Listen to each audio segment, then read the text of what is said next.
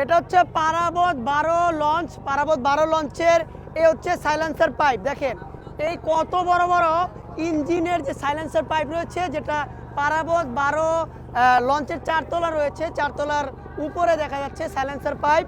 আর ওই পাশে হচ্ছে কীর্তনখোলা 10, কীর্তনখোলা 10-এর লঞ্চের সাইলেন্সার পাইপ হচ্ছে 4টি দেখা যাচ্ছে, 1টা 2টা 3টা 4টা। এটা হচ্ছে কীর্তনখোলা 10 লঞ্চের সাইলেন্সার পাইপ।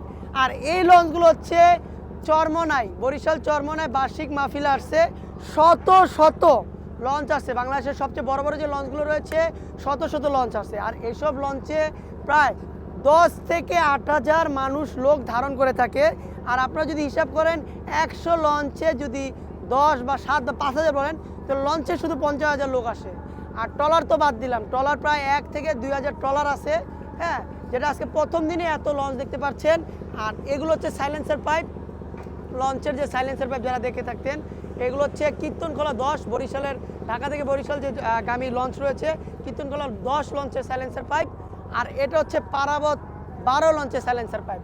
আর এই সাইলেন্সার পাইপের উপরে বসে ছোট ছোট ছেলেরা বা মুসল্লিরা এখানে উঠছে, হ্যাঁ, উঠে সেলফি তুলতেছে।